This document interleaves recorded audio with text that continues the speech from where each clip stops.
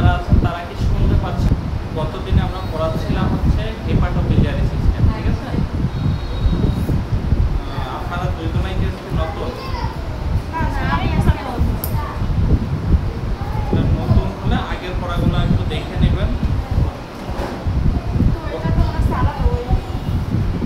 বই আলাদা, পড়াও আলাদা, ওই বইও পড়ানো। তাহলে আমরা হেপাটোবিলিয়ারি সিস্টেমের মধ্যে যেটা যেটা আলোচনা করছিলাম সেগুলো নিয়েই আবার একটু কথা বলি। হেপাটোবিলিয়ারি সিস্টেমের মধ্যে আমরা বলছিলাম জন্ডিস, ঠিক আছে? জন্ডিস কত প্রকার বলছিলাম? জন্ডিস বলছিলাম 3 প্রকার, ঠিক আছে? জন্ডিস হচ্ছে 3 প্রকার।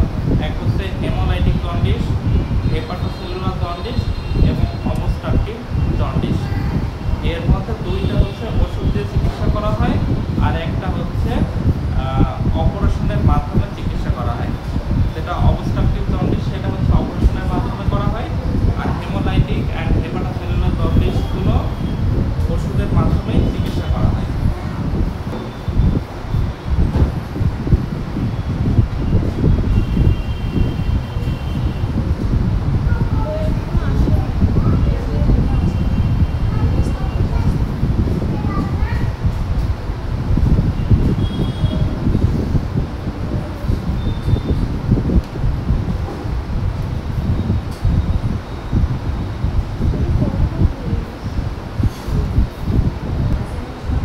গতদিন অ্যাসাইটিস বলা হয়েছিল। অ্যাসাইটিস বলতে কি, যে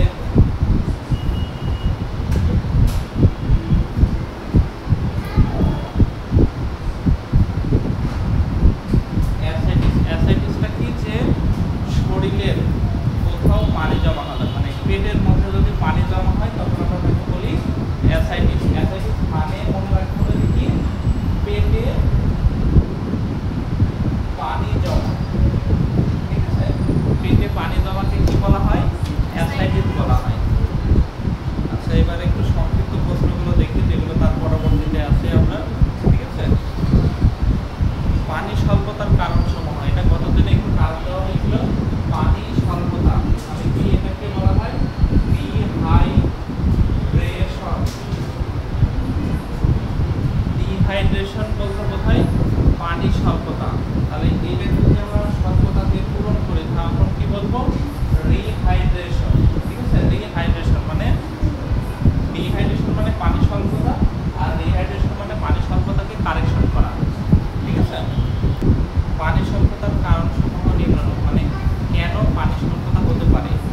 এক হচ্ছে ডায়রিয়া হলে পানি স্বল্পতা হতে পারে, বমি হলে, অতিরিক্ত ঘাম হলে, ডায়াবেটিক কমাতে চলে গেলে পানি স্বল্পতা হতে পারে, বার্ন মানে যদি কেউ পুড়ে যায়, যদি বার্নের পার্সেন্টেজ এরকম হয় যে 45, 40, 50 বা 60%, তখন কিন্তু শরীর থেকে পানি বাষ্পায়িত হয়ে বের হয়ে যাবে, তখনই পানি স্বল্পতা হবে।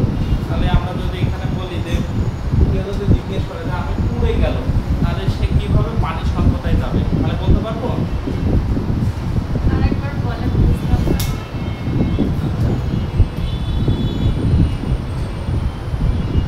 বার্ন মানে কি, পুড়ে যাওয়া, ঠিক আছে?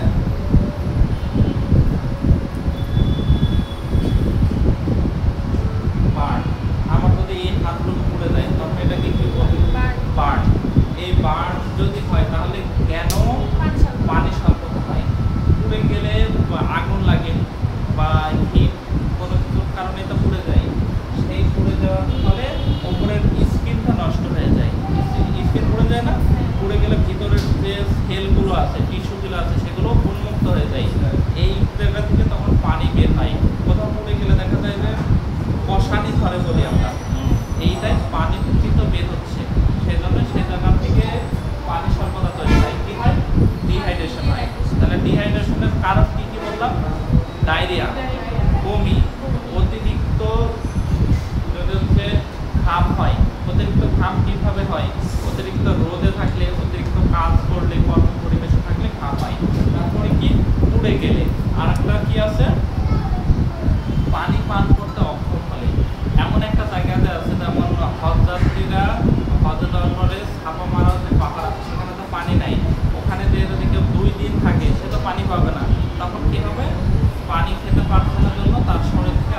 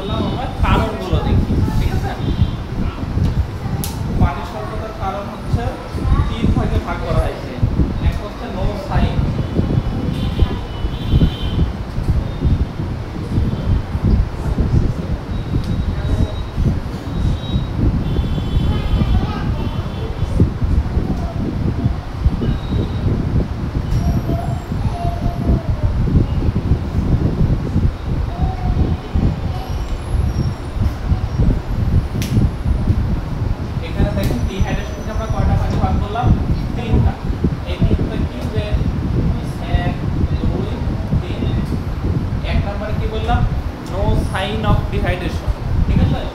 2 নম্বর হচ্ছে সাম সাইন অফ ডিহাইড্রেশন। আর 3 নম্বর হচ্ছে সিভিয়ার সাইন অফ ডিহাইড্রেশন, ঠিক আছে।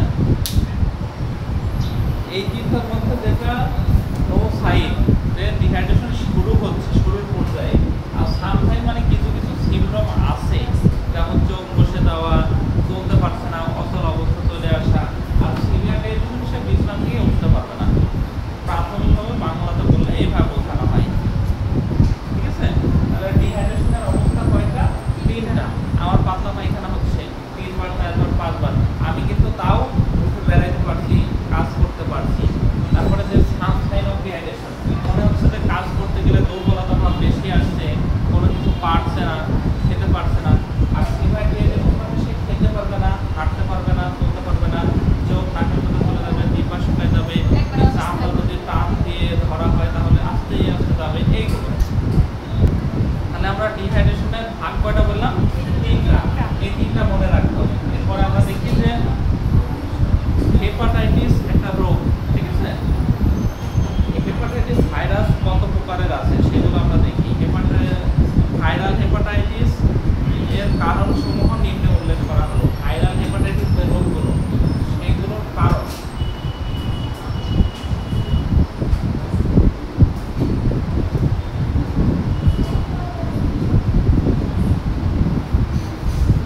এখানে আমরা কি বলছি? Viral hepatitis. এই যে রোগগুলো নিয়ে আলোচনা করা হচ্ছে সবগুলো কিন্তু হেপাটোবিলিয়ারি সিস্টেমের অন্তর্ভুক্ত, মানে অধ্যায়টার নাম হেপাটোবিলিয়ারি সিস্টেম। হেপাটাইটিস ভাইরাস এর মধ্যে বেশ কিছু ভাইরাসকে আলোচনা করা হয়েছে। হেপাটাইটিস ভাইরাস এ, ঠিক আছে, হেপাটাইটিস ভাইরাস এ, আবার হেপাটাইটিস ভাইরাস বি বা হেপাটাইটিস বি ভাইরাস, ঠিক আছে।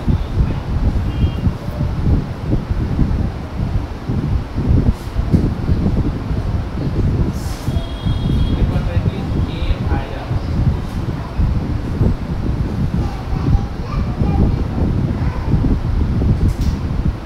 হেপাটাইটিস বি ভাইরাস, ঠিক আছে। Hepatitis C virus, hepatitis D, hepatitis E, C, D এবং ই। এখানে কয়টা? তাহলে 5 রকম। এই 5 রকমের হেপাটাইটিস ভাইরাস আছে। এগুলো কি হেপাটোট্রপিক ভাইরাস। তাহলে আপনাকে সহজ ভাষায় মনে রাখা দরকার যে ভাইরাল হেপাটাইটিস কয়টা হেপাটাইটিস ভাইরাসের প্রকারভেদ দ্বারা আক্রমণ হয় শরীরে। Hepatitis A, hepatitis B, hepatitis C, hepatitis E, hepatitis E. এই 4টা ক্যাটাগরিতে, 5টা ক্যাটাগরিতে হচ্ছে।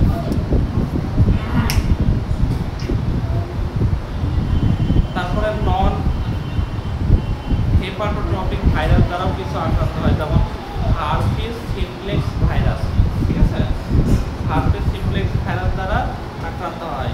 তারপর হচ্ছে cytomegalovirus, yellow fever virus and Epstein Barr virus. এগুলো হেপাটাইটিস ভাইরাসের একটা কারণ।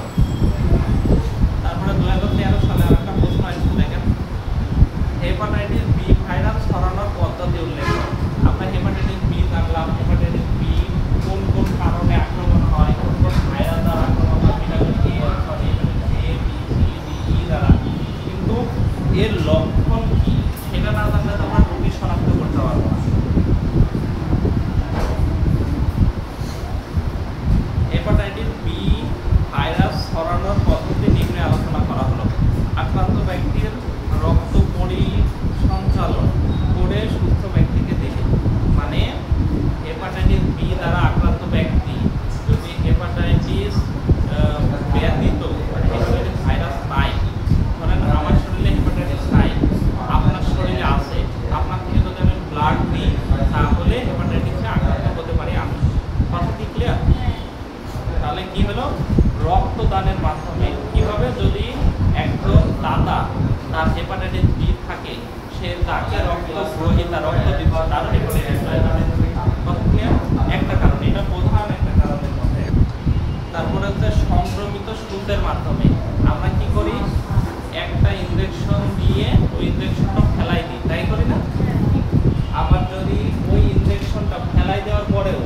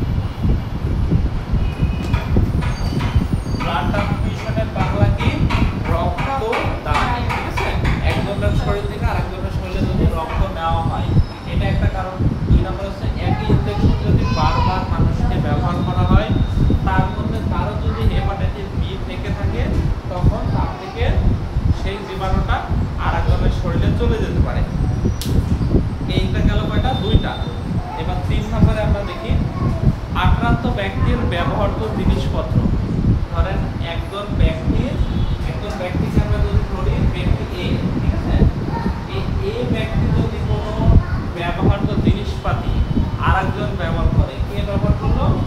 বি। এই বি যদি ব্যবহার করে তার হতে পারে, তাহলে কি সব ব্যবহৃত জিনিসপাতি? না, কিছু কিছু। যেমন 1 নম্বরে এখানে বলছে টুথব্রাশ। ব্রাশ করতে গেলে অনেক সময় কি গাম দিয়ে রক্ত আসতে পারে না, সেইটা ওই ব্রাশের মাথায় লাগতে পারে, এবং ওই ব্রাশ যদি আবার অন্যজন ব্যবহার করে তাহলেও হেপাটাইটিসে আক্রান্ত হতে পারে। এবার দ্বিতীয়ত হচ্ছে রেজার। রেজারে কি করে? দাড়ি পরিষ্কার করা হয় বা কাটা হয়। এই রেজার যদি একজন হেপাটাইটিস ব্যক্তি ব্যবহার করে, তারটাই যদি আবার ব্যবহার করে, হেপাটাইটিস হতে পারে। তাহলে ছেলেদের ক্ষেত্রে সাবধানতা অবলম্বন করতে হবে যে একটা রেজার যখন সেলুনে গিয়ে ব্যবহার করছে, সেখানে তো একটা রেজার কিনে ওটা ব্যবহার করছে দীর্ঘদিন, 2 বছর 3 বছর, প্রতিদিনই তো 10-15 জনের দাড়ি পরিষ্কার করে দিচ্ছে।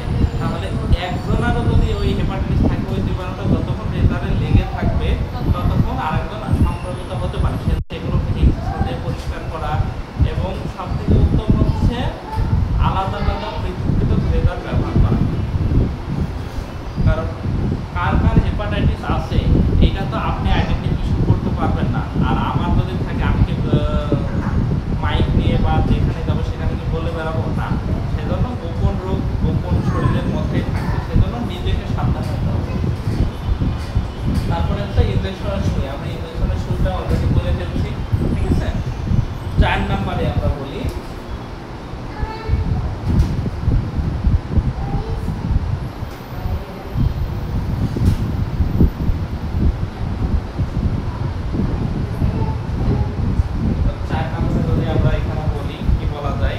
আক্রান্ত ব্যক্তির লালার মাধ্যমে। এখানে লালা বলতে স্যালিভা বলে আমরা, স্যালিভার মাধ্যমে।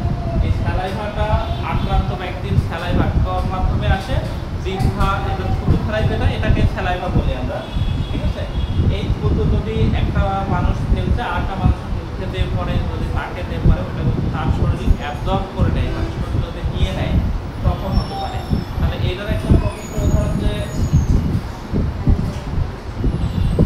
সিনেমাতে দেখা যায় না যে নায়কটাকে কিস করতে, কোনো নায়কের যদি হেপাটাইটিস থাকে সেই নায়িকার হতে পারে, এটা 100%, ঠিক আছে।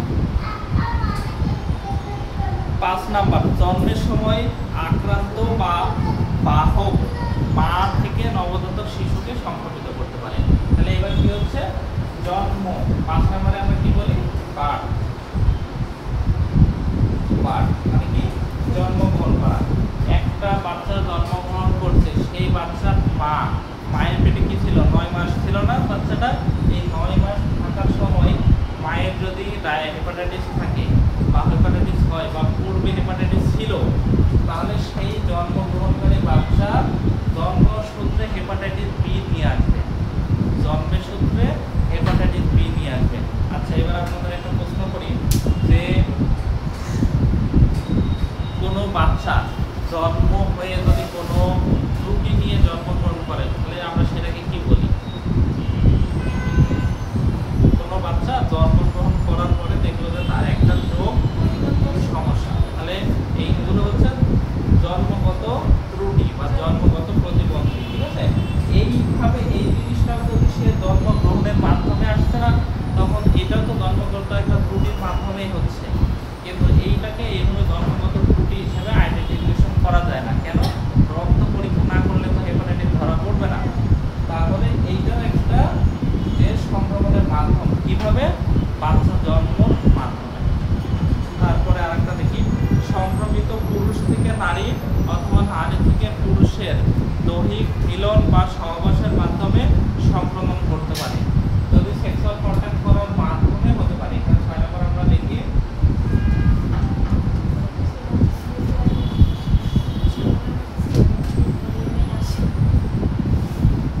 এখানে 6টা কারণ আপনারা আরেকবার দেখেন। 6টা কারণ আমি আবার আরেকবার রিভিশন দিয়ে বলে দিচ্ছি। এই 6টা কারণ কিসের কারণ? মানে এই 6টা কারণ কিসের জন্য পড়াচ্ছি? Hepatitis B, sorry hepatitis B না, হেপাটাইটিস কেন হয়? শুধু হেপাটাইটিস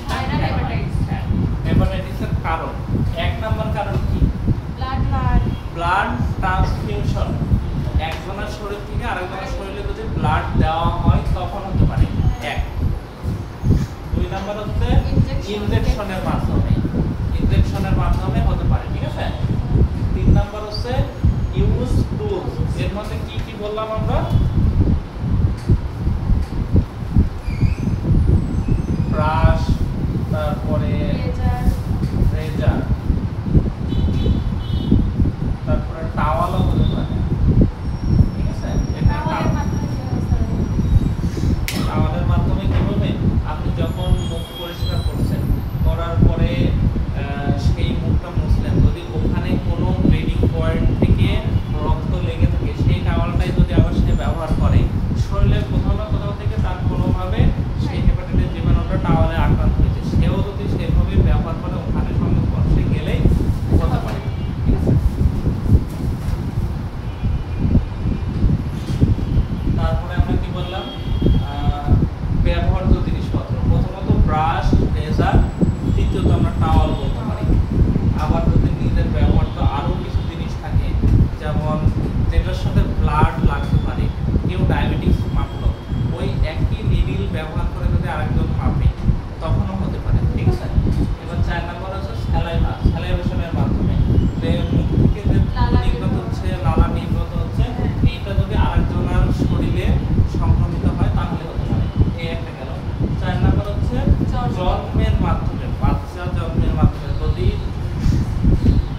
কোনো দম্পতি স্বামী স্ত্রীর মধ্যে একজনের হেপাটাইটিস থাকে, তাহলে দুইজনের হেপাটাইটিস আক্রান্ত। এই দুইজনের মিলনের ফলে যদি কোনো বাচ্চা জন্মগ্রহণ করে, সেও হেপাটাইটিস নিয়ে জন্মগ্রহণ করবে। কথাটা কি বুঝতে পারছেন? খুবই সহজ। পরিবারের একজন পরিবারের একজন না, দম্পতির একজন, দম্পতির ইংরেজি কি? কাপল। এই কাপলের যে কোনো একজন যদি হেপাটাইটিসে আক্রান্ত থাকে, তাহলে ধরেন একটা মেয়ের বিয়ে দেওয়া হয়েছে, সেই স্বামীটা হেপাটাইটিস আক্রান্ত, সেই মেয়েটা অলরেডি হেপাটাইটিস আক্রান্ত হয়ে গেল কিভাবে? সেক্সুয়াল কন্টাক্টের মাধ্যমে। এবার এই দুইজনের মেলামেশাতে যে বাচ্চা জন্মগ্রহণ করলো, সেও হেপাটাইটিস নিয়েই পৃথিবীতে আসবে। এর থেকে সহজ করে তার বলা যায় না, ঠিক আছে। এটা মনে রাখতে হবে। তাহলে সেক্সুয়াল কন্টাক্টের ব্যাপার হচ্ছে এইভাবে। তাহলে হেপাটাইটিসে আক্রান্ত হওয়ার কারণগুলো সবাই ক্লিয়ার, বুঝতে পারছেন? অন্তত এই 6টা যেভাবে বললাম, এটা তো আর ভুলে যাওয়ার কথা না। স্যার 4 নম্বরে কি লেখা আছে? 4 নম্বরে হচ্ছে বাংলায় লিখে দিন, তাহলে ভালো হবে। লালা, লালার মাধ্যমে হতে পারে, ঠিক আছে।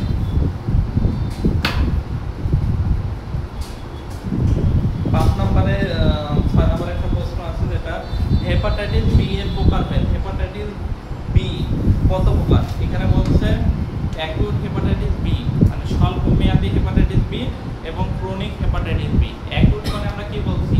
অ্যাকিউট মানে যার ব্যথাটা তীব্র হবে, মানে এখানে তো হেপাটাইটিসে তো ব্যথা আসবে না, তখন কি হবে? রোগটা তীব্র, হঠাৎ করে আকস্মিকভাবে আসবে।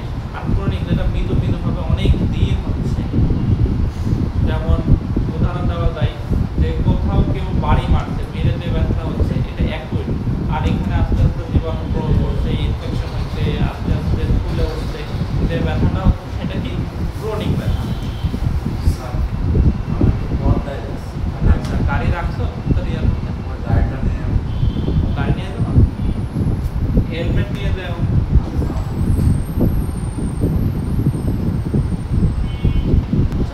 হেপাটাইটিস বি এর জটিলতাগুলো উল্লেখ করা হলো। হেপাটাইটিস বি রোগ একজনের আছে, তাহলে তার আর কি কি রোগ হতে পারে, মানে কি কি রোগ ডেভেলপ হতে পারে? এখানে হচ্ছে ক্রনিক হেপাটাইটিস হয়ে যেতে পারে, হেপাটিক ফেলর। হেপাটিক ফেলর মানে কি হচ্ছে?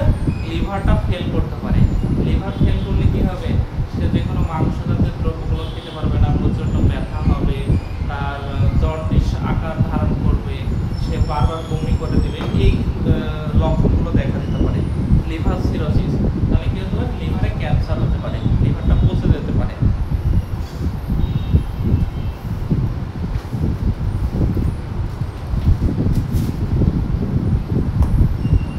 লিভার সিরোসিসের কারণ, লিভার সিরোসিস কেন হয়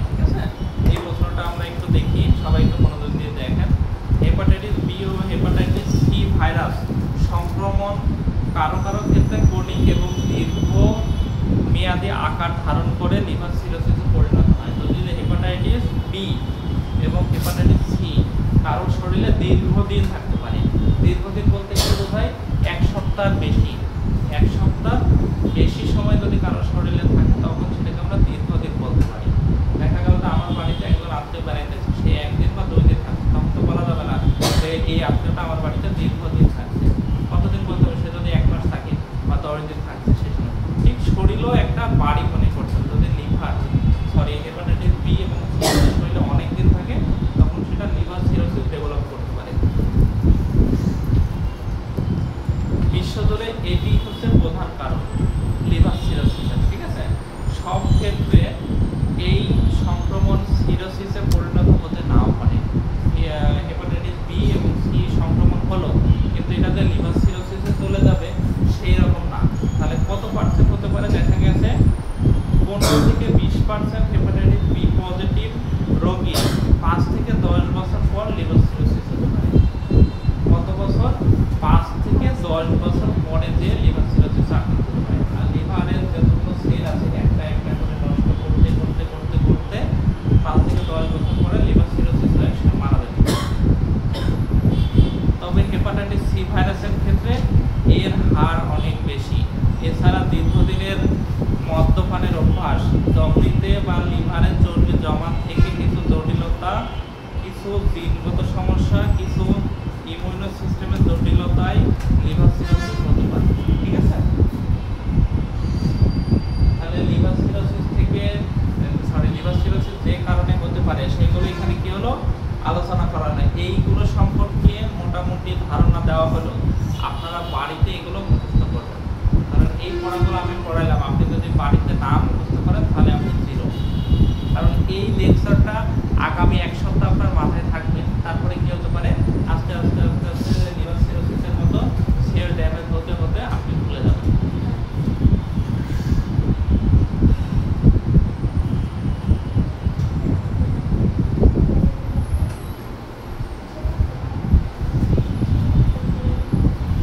আরেকটা কমন রোগ যেটা সামনে আসছে সেটা একটু পড়াই দেখা যাক যে অ্যাসাইটিস। অ্যাসাইটিসের মানে কি বলেন? অ্যাসাইটিস মানে কি? অ্যাসাইটিস মানে হচ্ছে পেটে পানি জমা, ঠিক আছে, বা ফুলে যাওয়া। পেটটা ফুলে গেছে, পানিতে পূর্ণ হয়ে এটা ফুলে যায়। এর কারণগুলো হচ্ছে কনজেস্টিভ হার্ট ফেলিওর। কারো যদি হার্টটা ফেইলিওর করে, মানে ঠিক মতো কাজ বা ফাংশন করতে পারছে না, তখন কি হতে পারে? পেটে পানি জমতে পারে, অ্যাসাইটিস হতে পারে। 1 2 নম্বরটা হচ্ছে লিভার সিরোসিস। দেখা গেল যে হেপাটাইটিস বি এবং সি এর কারণে আক্রমণ হয়ে 12 বছর পরে তার যে লিভার সিরোসিস আছে। এবার লিভার কোথায় থাকে? এই যে আপনি এখানে হাত দিচ্ছি, এই জায়গায় লিভার আছে, ঠিক আছে। এইখানে কি হলো? লিভার সিরোসিস হয়ে গেল। এই লিভার সিরোসিস হয়ে গেলে তো এখানে আস্তে আস্তে পানি জমা হবে, পচে যাবে, তখন ফুলে যাবে পেটটা। এবার হচ্ছে নেফ্রোটিক সিনড্রোম। বাচ্চাদের নেফ্রোটিক সিনড্রোম রোগটা বেশি হয়। এই রোগের ফলেও অ্যাসাইটিস হতে পারে, ঠিক আছে।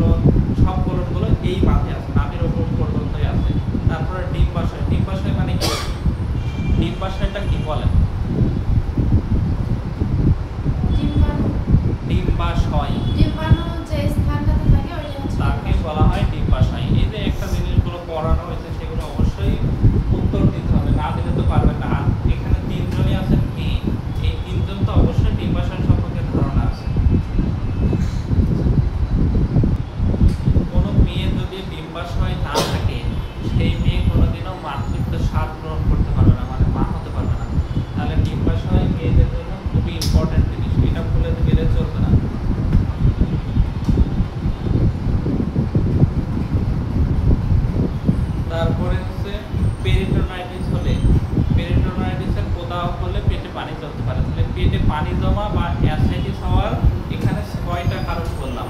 এই 6টা কারণগুলো আপনার মুখস্থ করবেন।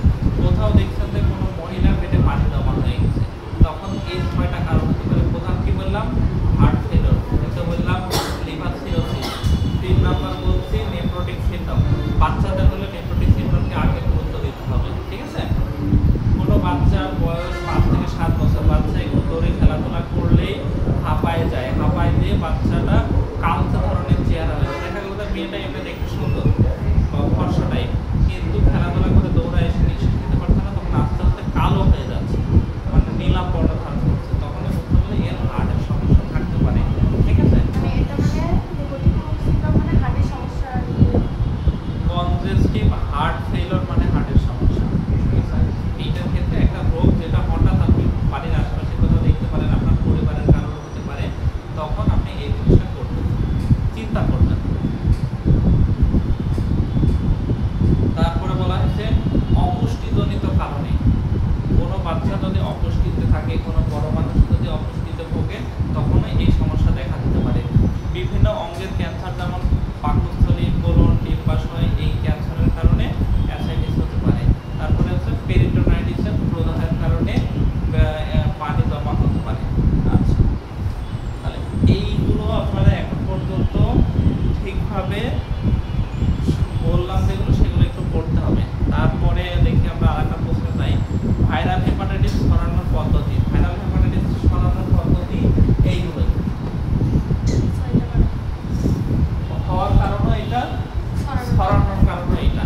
তাহলে এই একটা মুখস্থ করলে দুটো প্রশ্ন হয়ে যাচ্ছে না? হ্যাঁ।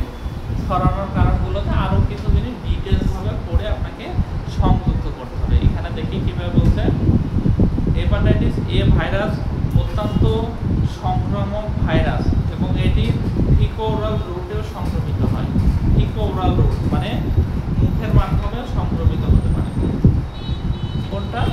Hepatitis A virus. কোনো ব্যক্তি যদি বিদেশ যাত্রা করতে চায়, তখন হেপাটাইটিস বিটা চেক করা হয়। যদি কোনো ব্যক্তি হেপাটাইটিস বি আক্রান্ত বা হেপাটাইটিস আক্রান্ত হয়, তখন কিন্তু বাইরের দেশ তাকে অ্যালাউ করে না। কারণ কি? যে সে ওয়ার্কার যদি কারোর সাথে সেক্সুয়াল কন্ট্যাক্টে মিলিত হয়, তাহলে সেই দেশের একজন মেয়ে হয়ে গেল, তার সাথে যদি আবার আরেকজনের বিয়ে হয় বা আবার কেউ কন্ট্যাক্ট হয়, তাহলে আস্তে আস্তে অনেক মানুষ ছড়াই দিতে পারে। এইটাই প্রধান কারণ যে ভিসা প্রসেসে হেপাটাইটিস আক্রান্ত হলে তার ভিসা রিজেক্ট করে দেওয়া হয়। এটা বলার উদ্দেশ্য যে আপনাকে কেউ জিজ্ঞেস করলো যে হেপাটাইটিস এটা কি একটা রোগ, কোনো সমস্যা করছে না কিন্তু তাকে ভিসা দিচ্ছে না, এইটাই তার প্রধান কারণ। আক্রান্ত ব্যক্তির রক্ত ব্লাড ট্রান্সমিশনের মাধ্যমে সুস্থ ব্যক্তিকে দিলে, যেটা 1 নম্বরে বলছি। তারপরে 3 নম্বরে এখানে বলতে সুসের মাধ্যমে, এটা বলছি এখানে। আক্রান্ত ব্যক্তির ব্যবহৃত জিনিস টুথব্রাশ, রেজার, ইনজেকশনের সুচ, আর সংক্রমিত পুরুষ থেকে নারী অথবা নারী থেকে পুরুষ দৈহিক মিলন এর মাধ্যমে সংক্রমণ করতে পারে। জন্মের সময় আক্রান্ত বা বাহক মা থেকে নবজাতক সংক্রমিত হতে পারে। এইগুলো গেল। ভাইরাল হেপাটাইটিসের প্রকারভেদ। ভাইরাল হেপাটাইটিসের প্রকারভেদ হচ্ছে hepatitis A, B, C, D, E. প্রথম 5টা ইংরেজি সব বর্ণমালার প্রথম 5টা দিয়ে ভাইরাল হেপাটাইটিসকে নামকরণ করা যাবে। Hepatitis A, hepatitis B, hepatitis C, hepatitis D, hepatitis E, ঠিক আছে? সবগুলোর সাথে ভাইরাস লাগাইতে হবে।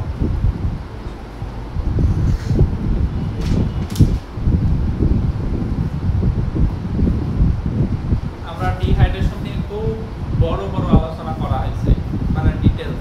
এখানে বলছে পানি স্বল্পতার ক্লিনিক্যাল ফিচারগুলো উল্লেখ করো। ক্লিনিক্যাল ফিচার মানে একটা রোগী যখন অসুস্থ হয়, সেটা রোগীর মুখ থেকে শুনে এবং আপনি অবজার্ভ করে যে সাইন সিম্পটমগুলো পাবেন, সেগুলোকে বলা হয় ক্লিনিক্যাল ফিচার। ক্লিনিক্যাল ফিচার কি? আরেকবার আপনারা বলেন, ক্লিনিক্যাল ফিচার জিনিসটা কি?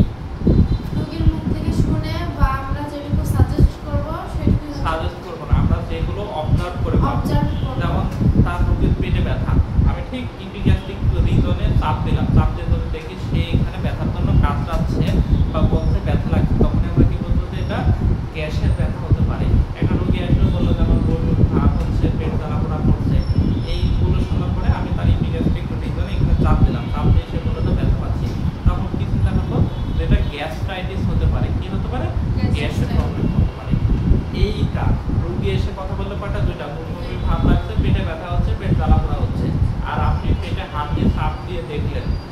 চারটা জিনিস হচ্ছে ক্লিনিক্যাল ফিচার, মনে থাকবে।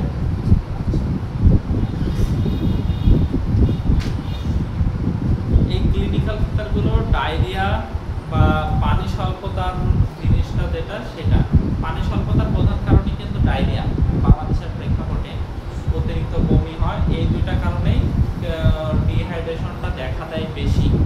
সো এই পানি স্বল্পতা প্রতি বছর